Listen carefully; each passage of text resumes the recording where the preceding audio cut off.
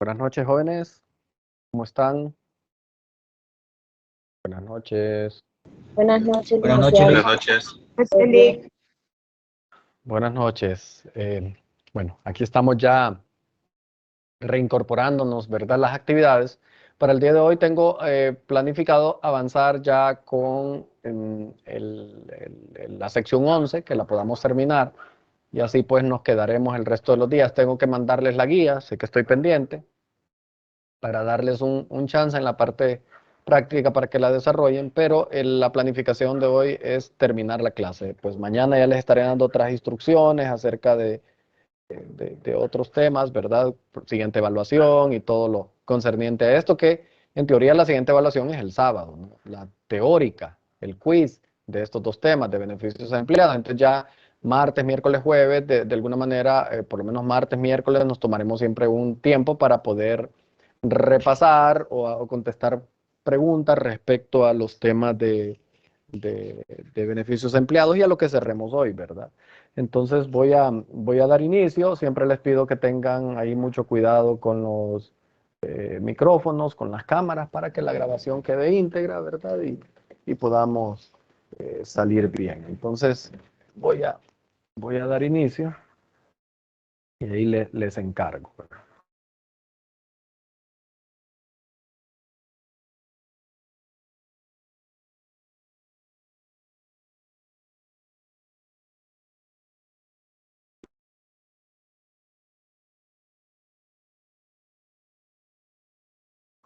Buenas noches, estimados. Vamos a continuar desarrollando el material de esta sección 11 de las NIF para las pymes, que habla sobre los instrumentos financieros, y habíamos hablado de las generalidades, de cuándo se debe reconocer un instrumento financiero, y ahora vamos a hablar en el capítulo 4 sobre la medición o reconocimiento inicial. Esto nos conlleva y nos hace referencia al párrafo 11.13, ¿verdad? Que especifica que, y aquí se lo voy a leer textualmente porque este párrafo tiene, no tienen idea ustedes, tiene tantas aristas, o sea, tantas opciones, eh, acerca del reconocimiento de un activo o un pasivo financiero, que una entidad lo reconocerá al precio de la transacción. Voy a quedarme ahí y voy a empezar por los sencillos. Acá abajo hay ejemplos, pero mejor voy a ir como leyendo parte del contenido y poniéndole los ejemplos. Yo sé que así les gusta a ustedes para poder entenderlo mejor. Entonces, en este caso, al precio de la transacción. Entonces, hablemos de algunas transacciones sencillas. Una cuenta por cobrar. ¿Cuál es el precio de la transacción? Bueno, el valor de la factura neto, ¿no? Es decir, yo le vendo al crédito a un cliente. ¿Cuál va a ser mi cuenta por cobrar? ¿Cuál va a ser el valor de la transacción? El valor de la factura, ¿no? El valor de la factura, el valor que queda pendiente de cobro. Ese va a ser el precio de la transacción. Compro a un proveedor y me manda una factura. ¿Cuál va a ser el precio de la transacción? El valor de la factura, lo que queda por pagar. Entonces, en transacciones sencillas, eh, esa es el precio de la transacción. En transacciones podríamos decir, de activos o pasivos financieros. Y así habrán más, pues, o sea, si un cliente me deposita en bancos, en efectivo, ¿por cuán valor voy a registrar yo mi activo financiero, en este caso el efectivo? Por el precio de la transacción, el valor que el cliente me depositó, ¿no? Eso me va pues a cargar mi banco. Entonces, vean, esta parte es lo que ya saben, pues, esta primera parte, que normalmente en las transacciones comunes, en la mayoría de transacciones, el precio de la transacción será el monto de la transacción que nosotros ya manejamos.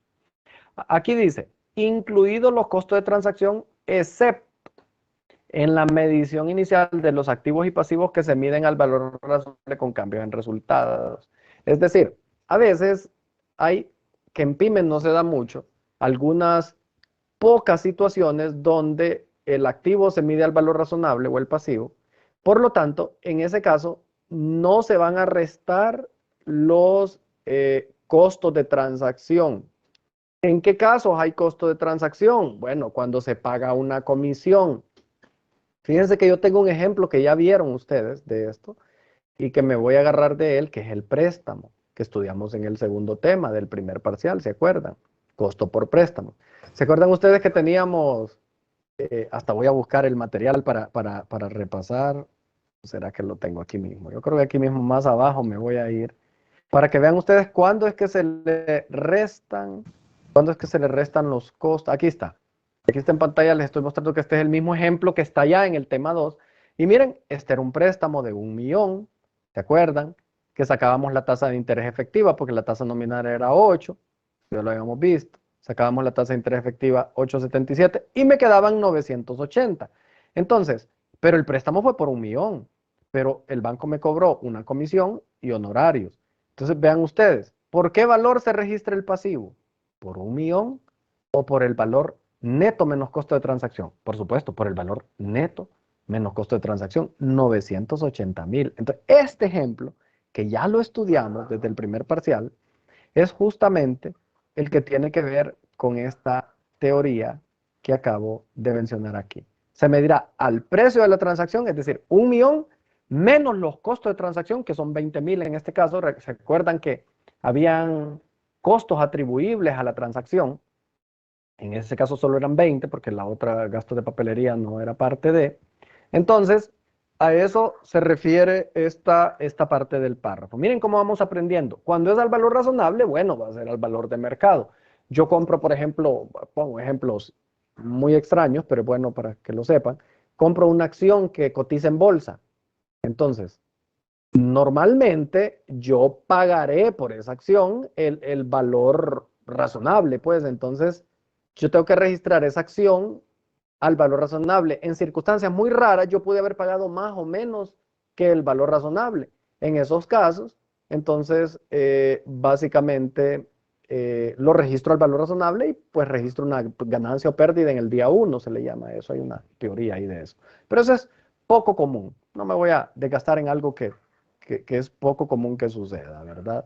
Entonces, ya van ustedes viendo que esta parte, ¿verdad? De que los instrumentos se registran al precio de la transacción, incluido costo de transacción, excepto si el acuerdo constituye una transacción de financiamiento. ¿Qué sucede con las transacciones de financiamiento? No les estoy diciendo nada nuevo, sino que repasando cosas que ya venimos hablando. Una transacción de financiación o financiamiento puede tener lugar a la relación de venta de bienes. Por ejemplo, si el pago se aplaza más allá de los términos comerciales normales, o se financia una tasa que no es la tasa de mercado, o que no se cobra tasa. Eso será una transacción de financiamiento. ¿Saben cuál es el mejor ejemplo que les puedo poner en una transacción de financiamiento? Me remito al tema anterior o dos temas atrás, al de pasivo y patrimonio. ¿Se acuerdan ustedes en ese tema de pasivo y patrimonio que en aquel caso que los socios que se emitieron unas acciones que los socios la iban a pagar a los 2 años? Hasta me acuerdo el monto que eran 900.000 y nosotros lo traíamos a valor presente, ¿se acuerdan? Y daba 817.000, algo así, ¿se acuerdan? Ese es el mejor ejemplo de la medición inicial de esa cuenta por cobrar. Porque yo le permití a los socios que me pagaran 900.000 lempiras dentro de 2 años. Sin embargo, yo no les cobré una tasa de interés. Sin embargo, la norma, miren lo que dice, una transacción de financiamiento puede tener lugar, bueno, cuando a usted le dan un préstamo con intereses, es una transacción de financiamiento, pero eso es lo normal. Pero recuerden que aquí estamos hablando de los negocios. Los negocios no son ONG, no regalan, no dan créditos sin intereses. Entonces, aquí dice que puede ser una venta que tenga lugar, ¿verdad? Más allá de los términos comerciales, es decir, si yo normalmente a mis clientes les vendo a 90 días, pero hay un cliente al que le doy 2 años de crédito, esa transacción va más allá de los términos comerciales del negocio. Por lo tanto, esa transacción es un financiamiento implícito, así se le llama. Yo tengo que traerla a valor presente como los 900.000 y castigar. Ya más adelante hay un ejemplo de eso, ¿verdad? Y luego ir calcular mi tasa de interés efectiva y calcular los intereses. Y así como esa transacción de los 900.000, lo traje a 817 y luego la fui incrementando hasta quedar en 900.000 de nuevo. Entonces, ese es el reconocimiento inicial. O sea, nada nuevo, si se fijan, solo cosas que ya hemos estudiado. Sin embargo, pues es parte del tema. Y aquí hay varios ejemplos, pero ya no los voy a repetir porque aquí están resueltos. Yo les di ejemplos diferentes para que tuvieran más material y más opciones de un adecuado entendimiento, ¿sí? Entonces, en este caso, continúo, aquí hay ejemplos de pasivo. ¿Cuándo una entidad exige emplear valor presente? Bueno, cuando obviamente se está financiando una operación más allá de los términos normales y no se está cobrando intereses o se está cobrando un interés menor al de mercado. En esencia es eso. Miren, aquí en todo esto es una transacción de compra-venta, permite pagos diferidos sin intereses, ¿sí? O que usted está cobrando intereses diferentes a la tasa de mercado, ¿sí? Entonces, todo eso que les expliqué está explícito aquí en esta parte, ¿verdad? Pero es en ese momento que usted exige calcular valor presente. Y hay toda una explicación. ¿Cuáles son costos de transacción? Hey, esto ya lo habíamos estudiado. ¿Recuerdan? Honorarios y comisiones. Por eso es que yo les decía que en el tema de costo por préstamo, yo adelantaba esta parte porque como esta norma es muy amplia, entonces digo, bueno, aquí me ahorro un poco y voy avanzando y es aplicable, pues. Entonces, ya para que ustedes vayan viendo de que esto de costo por transacción ya lo habíamos visto en el tema 2, entonces básicamente era lo que les decía, que los honorarios, las comisiones se consideran como costo de transacción y que los costos de administración, papelería, esos no se consideran costo de transacción. ¿Cómo se contabilizan? También, aquí decía, los costos de transacción se deducen en ese caso de la deuda o del activo y se contabilizan. Y aquí tengo algunos ejemplos que son súper fáciles. Miren, por ejemplo, en este caso dice que una entidad desembolsó de 10 por una comisión, por un corredor de bolsa por comprar 50 acciones sin opción a venta, ¿verdad? A 500. Entonces, mi inversión, en este caso, vamos a ver, es una empresa que cotiza en el mercado, miren. Este es un ejemplo, ya yéndonos a la teoría, de transacciones que se van a registrar el valor razonable. ¿Cuál es el valor razonable de esto? 500. Fíjense bien en este caso. ¿Por qué los 10 los registro como gasto? Porque si se acuerdan, la teoría, me regreso para arriba, hablaba de que, excepto en la medición inicial de activos y pasivos, que se miden al valor razonable. Es decir, ahí no se incluyen los costos de transacción, sino que se registran directamente en resultados. Y es por eso que en esta transacción, los 10 los llevo a gasto. Contra bancos, aquí fue lo que hice fue comprar una inversión, pero esta inversión está medida al valor razonable. Luego, me voy al ejemplo 2, que es diferente, es el mismo ejemplo. Compro la inversión a 500, pago 10 de comisión. Sin embargo, en este caso, el valor razonable no puede medirse. Por lo tanto, se van a medir al costo menos deterioro de valor. Entonces, miren, aquí sí la inversión la registro a 510. Es decir, lo que pagué más cualquier costo de transacción. En este caso porque es un activo, por eso no lo resto. En los pasivos es que lo resto, si yo lo pagué. Entonces, aquí realmente mi inversión me costó 510 porque le pagué 500 a quien se la compré y pagué una comisión de 10 al broker. Ojo con eso, ¿verdad? Depende del método. Como aquí era valor razonable, lo llevé a resultados. Aquí, como es modelo del costo, lo llevé como parte de mi precio de compra. Interesante este tema. Luego, bueno, estos otros ejemplos son más fáciles. Estos se los dejo a ustedes. Voy a ir viendo si hay alguno interesante aquí. Bueno, aquí está este, miren que también es sencillo. El 5 dice que una entidad dedicada a la fabricación de máquinas le vende una maquinaria por 2,000 a un cliente, pero es un pago a plazos de 2 años. Me va a pagar los 2,000 dentro de 2 años. Esta transacción, dice, incluye una transacción de financiamiento implícita. Préstamo a 2 años. El precio actual de venta, si los clientes pagaran contra entrega, es de 1,650. Es decir, como yo sé que a ese cliente le voy a cobrar dentro de 2 años, le digo, bueno, está bien, no me pagues ahorita. Si vos me compras ahorita, te lo vendo a 1,650. Pero como me vas a pagar dentro de 2 años, te lo voy a vender a 2,000.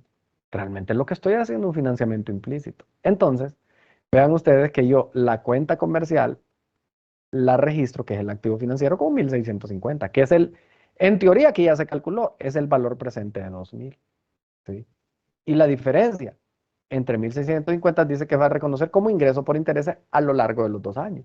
Es una transacción de financiamiento implícito. Ojo con esto porque esto se da y se puede dar en el mercado. Y esta me encanta, ¿saben? Esta me encanta porque es muy común en las empresas. Una entidad le otorga $500,000 a un empleado y le dice, te lo voy a cobrar a 3 años. ¿Sí? La tasa de interés de un préstamo de 500,000 a 3 años normalmente es de un 5% anual. Pero, en este caso, miren cómo le otorgó el préstamo sin intereses. Como que yo le digo a usted, le voy a prestar 500,000 sin intereses. Pero usted y yo sabemos que dentro del mercado, si yo voy a un banco y le digo, préstame 500,000, el banco me va a cobrar una tasa de interés del 5%. ¿Sí? Entonces, aquí hay un financiamiento implícito. Entonces, miren, aquí se hace todo el cálculo. El valor presente de esos 500,000 al 5% a 3 años es 431,000. ¿Sí? La diferencia, 68, es un gasto de inmediato, es un deterioro, porque yo tengo que registrar, miren, mi préstamo por cobrar, no por 500. Porque si yo estoy financiando y no le estoy cobrando intereses, realmente estoy con un financiamiento implícito.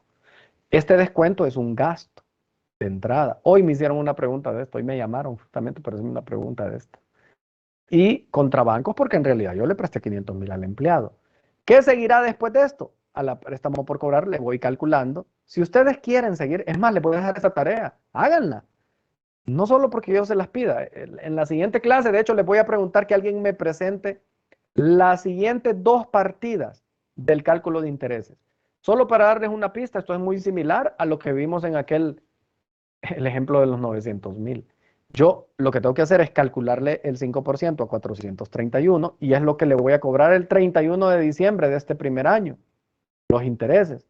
Porque yo al finalizar el año 3, lo que necesito tener de nuevo es 500,000 en mi cuenta por cobrar, en mi préstamo por cobrar. Hagan el ejercicio simulando aquel ejercicio de cuentas por cobrar a los accionistas que vimos en el tema de pasivo y patrimonio. Háganlo para que lo entiendan cómo va fluyendo el cálculo de intereses y cómo se vuelve a incrementar el activo financiero en un financiamiento implícito. Los demás ya son ejercicios fáciles, los más interesantes son esos. Y me voy ya para los últimos capítulos, la medición posterior. Fíjense que de acuerdo al párrafo 11.14, un instrumento financiero se puede medir de 3 maneras posteriormente al reconocimiento inicial: al costo amortizado, al costo y al valor razonable. En síntesis, ¿cuál es cada uno de ellos? ¿Qué es un instrumento medido al costo amortizado? Un préstamo como el que estudiamos en el ejemplo que vimos hace un rato y como el ejemplo que vimos en el tema 2, en el primer parcial. Eso es costo amortizado. Calculamos la tasa de interés efectiva, que la nominal era 8, pero la efectiva era 8,77 y empezamos a calcular los intereses. Eso es el método de costo amortizado. ¿Y el método del costo? ¿Qué es? Bueno, el método del costo básicamente es como cuando yo registro una cuenta por cobrar a corto plazo. Ah, que le vendí 100,000 lempiras en mercadería a un cliente y le cobro a 3 meses. ¿Por cuánto registro yo la mercadería? Por 100. Ese es mi costo. No es costo amortizado. ¿Por qué? Porque no lleva intereses. Porque como son transacciones en el corto plazo, a los 3 meses me la va a pagar. Entonces, ese es el método del costo. Un proveedor que compro mercadería al crédito y que le voy a pagar en 30 días. Bueno, lo registro hoy, que es 28 de marzo, y a ese proveedor le voy a pagar en 30 días, 28 de abril. Eso es el método del costo, para que tengan idea. ¿Sí? Y por último, valor razonable, que ya hemos hablado, ¿verdad? Que esto básicamente será una inversión que tenga un valor de mercado, ¿sí? Ya sea que cotice en una bolsa, ¿verdad? Y que se pueda determinar fiablemente su valor de mercado. Entonces, esas se medirán al valor razonable, que serán raros los casos. Y aquí hay un ejemplo de cada uno, ¿verdad? Para que ustedes lo puedan ir viendo. Pero son cosas que ya hemos hablado, si se fijan. No les estoy mencionando nada que no hayamos estudiado. Ya ustedes saben cómo funciona el costo método, el costo amortizado. Eso lo repito, por eso lo vimos en el primer parcial. El método del costo es lo que ya saben hacer y el modelo de valor razonable es lo que les he venido explicando en algunas circunstancias, que es poco común en PYME. Es poco común en PYME.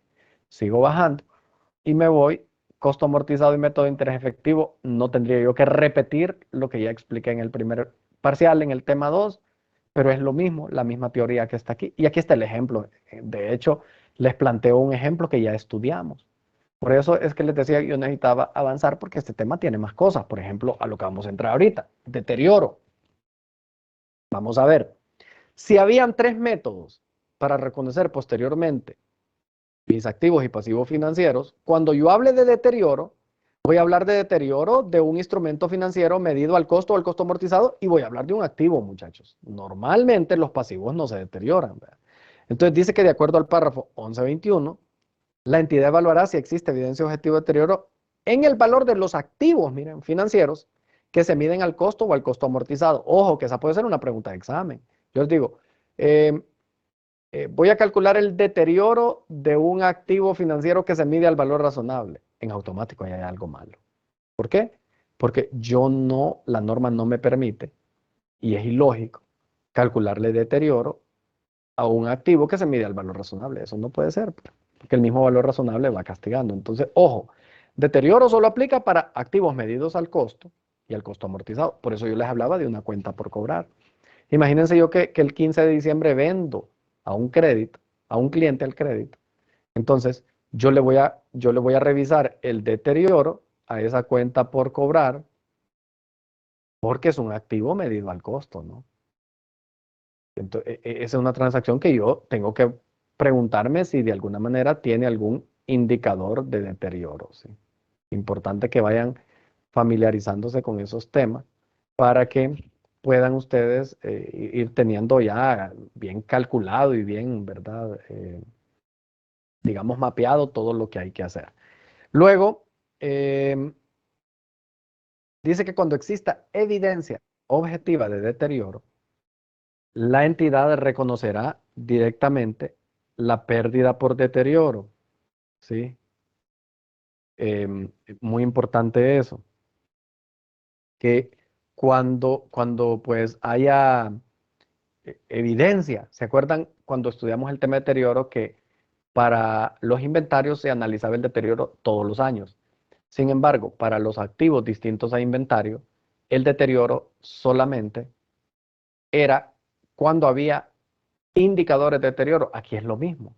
Cuando existe evidencia de deterioro es cuando yo voy a analizar si pues debo de registrar alguna pérdida por deterioro. Y si me tocase registrarla, yo llevaré esa pérdida a resultados. Muy importante que lo tengan presente, ¿verdad? Miren, aquí vuelve a hacer la aclaración que lo anterior solo se aplican a los activos medios al costo o al costo amortizado. O sea, eso no se aplica a pasivos financieros. Y en el párrafo 1122 especifica la evidencia de deterioro. ¿Cuáles son los indicadores? Bueno, si yo tengo un cliente que tiene dificultades para pagar, eso es un índice de deterioro. Si hay infracciones o incumplimientos al contrato porque hay mora, ese es otro indicador. Al final todo radica en dificultades del deudor, ¿no? Eh, porque el deudor está entrando en quiebra, en una reorganización. En síntesis, ¿verdad? Que hayan datos observables que indiquen que ha habido una disminución, es decir, que sus flujos, porque el cliente normalmente, pues, depende, ¿verdad?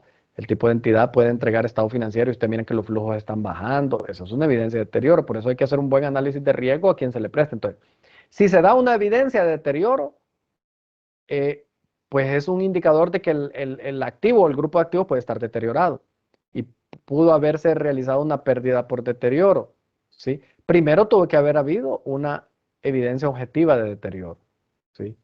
Entonces, en este caso, em, se utiliza un modelo de pérdidas esperadas en PYME, por eso es que la gente prefiere las PYME, porque este modelo de pérdidas esperadas em, es un resultado de eventos futuros, pero básicamente es un modelo que lo exige la NIF 9, no la PYME. La PYME habla de un modelo de pérdidas incurridas. Por eso dice aquí, sea cual fuere su probabilidad, no se reconocerán. O sea, cualquier pérdida esperada no se va a reconocer. Se va a reconocer cualquier pérdida incurrida, es decir, que hayan evidencia de que los activos pueden estar deteriorados y que pues la evidencia ha ocurrido hacia el pasado. Yo no tengo que pensar mucho en temas hacia el futuro, sino que tengo que pensar en hechos anteriores a la fecha de cierre que me den pues una pauta de que hay una potencial pérdida de deterioro del activo.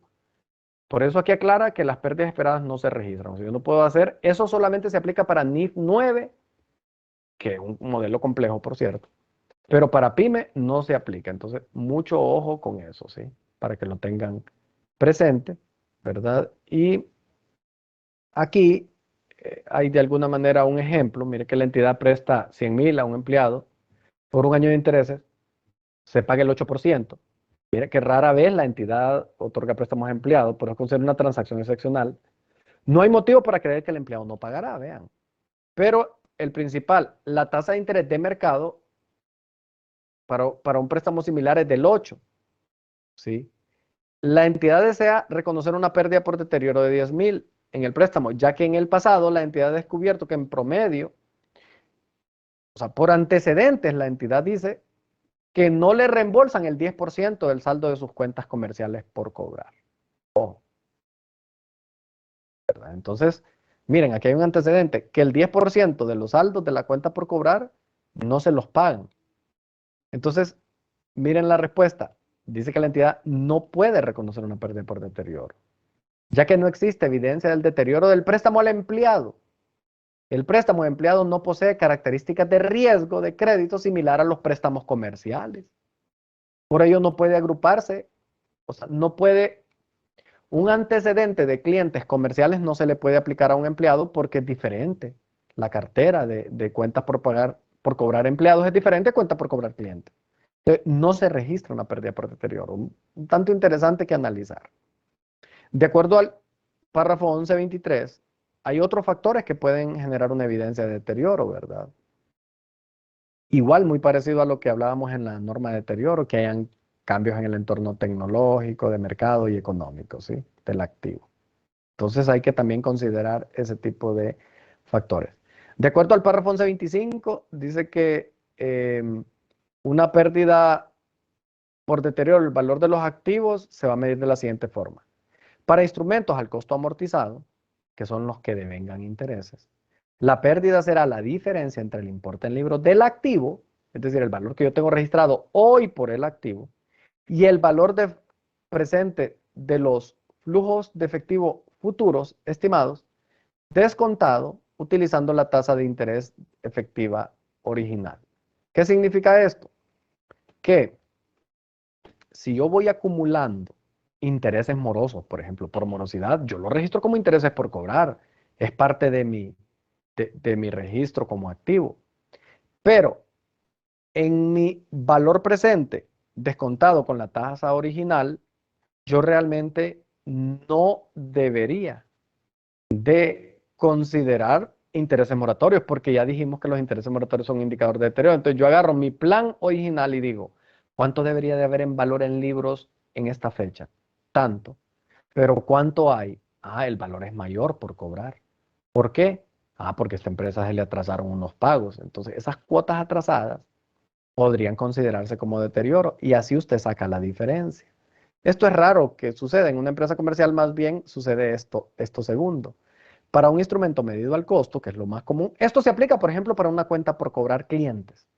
La pérdida por deterioro es la diferencia del importe en libros, del valor que usted tiene registrado en sus libros, y la mejor estimación que esperaría recibir si el activo se vendiese a la fecha sobre que se informa. Es decir, yo tengo una cuenta por cobrar a un cliente que es un cliente que tiene serios problemas financieros y yo tengo por cobrar 100,000. Cuando quiero, por ejemplo, yo vender esa cartera, a veces las entidades redescuentan al banco, pero el banco le dice, oíme, pero haciendo un análisis de riesgo, este cliente está moroso en la banca, brother. Entonces, vos tenés 100,000, pero en realidad yo no esperaría cobrar 100,000, yo a lo sumo espero cobrarle 20,000 a ese cliente, porque ese cliente con lo poco que agarra le está pagando a todo mundo. No creo que te pague los 100,000. ¿Vean? Ese es el mejor estimado. Entonces, cuando vayamos a calcular la estimación para cuentas incobrables, yo tengo que realmente ver la probabilidad de lo que el cliente me va a pagar. Hacer un análisis individual y en algunos casos colectivo. tener mucho cuidado con eso. Hay que tener mucho cuidado, ¿sí? Para cómo calcular el deterioro de una cuenta por cobrar. Aquí van a tener que leer, ¿verdad? Y aquí les dejo unos ejemplos para que los vayan viendo, muy parecido a lo que hemos venido hablando. Aquí es una reversión de la pérdida por deterioro, pero no me quiero detener en algo que no es muy común que suceda. De nuevo, aquí viene el valor razonable y básicamente esto solamente aplica para activos, normalmente es para acciones que tengan un precio cotizado en el mercado. Aquí en Honduras posiblemente nunca veamos eso, pero es bueno saberlo, de que ese tipo de instrumentos se van a medir al valor razonable, ¿sí? Y ya saben que hay 3 niveles de valor razonable. Miren, la mejor evidencia es un mercado activo. El segundo nivel es un precio de cotización reciente para un activo idéntico o similar. Y por último, utilizar una técnica de valoración. Son 3 maneras de poder obtener el valor razonable. Y para ello ustedes tienen que tenerlo claro porque aquí lo vuelve a repetir, muchachos. Y es importante saberlo. Ya para cerrar, me voy con la información a revelar. ¿Sí? Aquí hay que revelar mucha información de los instrumentos financieros dependiendo de qué instrumento se trate. Por eso es pues, importante tenerlo presente para que ustedes pues lo vean y pues lo puedan analizar. ¿Sí? En este caso, dice que pues el párrafo 1040 pide que una entidad revele un resumen de su política contable significativa o las bases de medición, porque acuérdense que aquí hay diferentes métodos. Si es el costo, si es el costo amortizado, si es valor razonable, la política hay que revelarla, ¿verdad? Que sea relevante. Y aquí hay una política, miren, por ejemplo, nota 2, nota X, no importa. Dice que esta es la política contable para registrar una inversión en acciones sin opción a venta. Y aquí dice, ¿verdad? Acciones sin opción a venta, en empresas que no son asociados, se miden al precio de transacción, excluido costo, y a partir de dicha inversión se miden al valor razonable con cambios en resultado. ¿Bien? Entonces, aquí, aquí está esto, se miden al valor razonable con cambios en resultados, creo que esto va así. Si el valor razonable no puede medirse, la inversión se medirá al costo. Esa es la política. Los dividendos se incluyen como otros ingresos. Interesante. Esta es la política contable. Y esto es lo que deberíamos de incluir en un estado financiero de una manera escueta, ¿verdad? Ya que hay más ejemplos de política, como los préstamos por pagar, las cuentas por cobrar y ejemplos de cómo redactar una política. Miren que las categorías de activo financiero y pasivo financiero que deben de mostrarse en un estado financiero normalmente son estas. Si tengo activos financieros, al valor razonable, al costo amortizado, al costo menos deterioro. Pasivo financiero, al valor razonable, costo financiero, costo menos deterioro. Entonces, miren, aquí hay un ejemplo, esta ya fue un print de un estado financiero. Las que se miden, aquí revela cuáles son los instrumentos que se miden al valor razonable y cuáles al costo amortizado. Y así se revela una nota a los estados financieros. Esto solo es explícito para que ustedes entiendan cómo revelar. Luego las garantías, en el párrafo 1146, ¿verdad? Cuando una entidad haya ignorado o dado en garantía, para que se vayan familiarizando, eso hay que revelarlo. Hay que revelar el importe en libros del activo financiero dado en garantía, los plazos relacionados con la pignoración, por cuánto tiempo estar en garantía, etcétera, etcétera. Y aquí hay un ejemplo, miren, un sobregiro, los préstamos, derechos, y aquí hay ejemplos. Miren, otro tema que hay que ver es el incumplimiento, otras infracciones, y esto nos conlleva al párrafo 1147. Dice que para aquellos préstamos reconocidos sobre la información para los que haya una infracción en los plazos, ¿verdad? Eh, la entidad revelará detalles de esa infracción. Es decir, si usted tiene un préstamo por pagar y usted no está pagando o incumplió un covenant, usted debe revelar bajo NIF el detalle de ese incumplimiento, el importe en libros del préstamo, si la infracción ha sido corregida o renegociada, ¿sí? Todo eso se revela y aquí hay ejemplos de cómo se revela. Luego, aquí me voy a las partidas de ingreso y gasto que normalmente se revelan en los estados financieros, ya en el estado de resultados. Miren, por ejemplo, aquí ingreso y gasto incluido por cambio en el valor razonable, activos financieros al valor razonable con cambio en resultados, pasivos con cambio en resultados, activos y pasivos al costo amortizado, ingreso por intereses, importe en libro por pérdidas de deterioro. Todo eso se debe revelar en los estados financieros si ocurriese. No siempre ocurre. Ejemplo, ¿cómo mide usted los ingresos? ¿sí? En este sentido, hemos abarcado todo lo que incluye la sección 11 de las NIF para la PYME, que habla sobre instrumentos financieros. En este caso, los instrumentos financieros ya vimos que representan muchas situaciones que ya conocemos y que nos hemos sentido familiarizados con ellos, para que ustedes se vayan acostumbrando y vayan teniendo la claridad de cuáles son los instrumentos típicos que se miran en una entidad, su manera de contabilizarlos inicialmente, su reconocimiento posterior, eh, cómo se les calcula el deterioro y la información, en este caso, que se deba revelar. He dejado de grabar, muchachos, y por aquí vamos a dejar la clase hoy. Vamos a aprovechar. Yo sí les pediría que tomen nota de las preguntas que puedan tener. Mañana voy a atender sus consultas, ¿verdad? Por ahora quería desarrollar pues esta clase tranquilamente. Pueden hacer consultas también de la anterior, vayan estudiando. Mi recomendación siempre es que vayan estudiando, que llevemos todo al día para que no se nos acumule el contenido. De mi parte, les deseo buena noche y nos encontramos mañana. Buenas noches. Buenas